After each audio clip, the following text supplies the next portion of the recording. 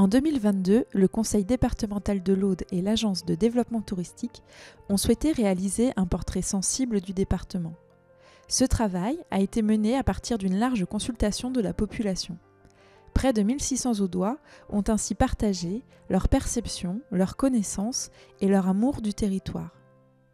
Le MOOC qui vous est proposé ici est constitué d'une collection de 11 vidéos thématiques créées à partir des résultats de cette étude. Conçu comme un outil pédagogique, il a pour objectif de vous faire découvrir ou redécouvrir les différentes facettes de l'identité du département pour mieux le comprendre et en connaître toutes les richesses. La séquence qui vous est présentée s'intéresse au climat et à la lumière.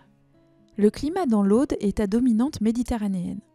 Il se caractérise en particulier par un fort ensoleillement supérieur à la moyenne.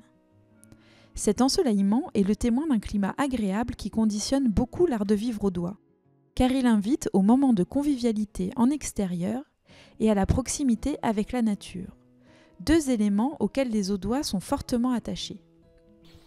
Mon paysage du cœur, c'est le soleil, c'est le vent, mais pas trop, et l'apéro sous les pins. Mais au-delà de cette dominante méditerranéenne qui s'exprime en particulier sur le littoral, le département connaît une disparité de climat, voire de microclimat, qui s'explique par ses reliefs contrastés. Ainsi, à l'ouest, on retrouve un climat océanique avec des précipitations plus importantes. Un climat montagnard avec des températures parfois très basses en hiver, dans la Montagne Noire et le pays de Sceaux. Et au centre, dans le Limousin, le Carcassonnais et le Razès, un climat intermédiaire avec des expositions importantes au vent. D'après les dires des habitants, il y aurait d'ailleurs à Barbera, à quelques kilomètres de Carcassonne, une frontière invisible qui marquerait cette rupture entre le littoral et le reste du territoire, liée notamment à la présence du mont Alaric qui bloque les nuages. L'ensoleillement et cette diversité de climats que nous venons d'évoquer contribuent au développement de terroirs agricoles et viticoles singuliers qui font la fierté des habitants. La richesse de la viticulture audoise s'exprime d'ailleurs à travers pas moins de 10 appellations d'origine protégée, toutes spécifiques. Des terroirs et une agriculture qui sont malheureusement confrontés aux risques liés au changement climatique, car l'Aude ne fait pas exception à la règle et a notamment été impactée à plusieurs reprises par des épisodes d'inondation et de sécheresse. Elle doit aujourd'hui faire face à de nombreux défis pour préserver sa ressource en eau, ses espaces naturels et sa biodiversité hors du commun.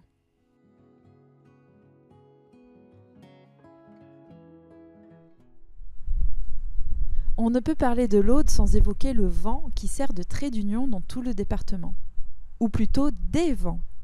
Le territoire est notamment régulièrement balayé par le cerce qui vient du nord-ouest, chasse les nuages et amène le beau temps, et le marin qui vient de l'est et apporte humidité et pluie.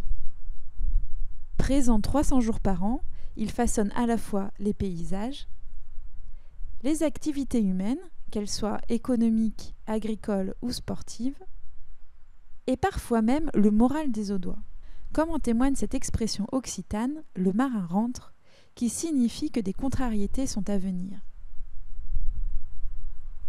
Le vent de tout temps a marqué les représentations du territoire, aussi bien auprès des habitants que des visiteurs. Stendhal disait de l'Aude qu'elle était la patrie du vent et qu'il a craint qu'il ne le renversât. Claude Nougaro, amoureux des corbières, évoquait un vent tour à tour émouvant, enivrant, déchirant d'allégresse et de détresse, vent du diable et vent d'ange.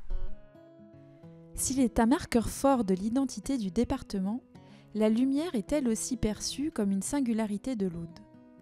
Une lumière qui reste unique à chaque instant, tout à la fois douce, dorée, chaude, éclatante, vive, d'une clarté exceptionnelle.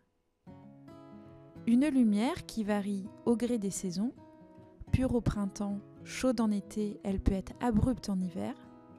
Au fil des heures aussi, elle peut être écrasante à midi en plein été et offrir la douceur d'un cocon en soirée.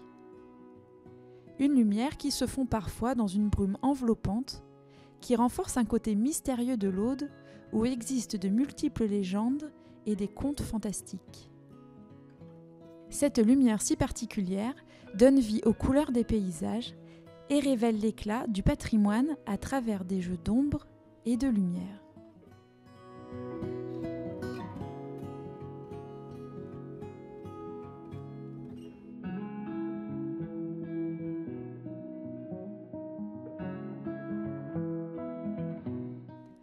Joë Bousquet, qui était un poète audois, écrivait que la lumière est la plus belle créature de ce monde.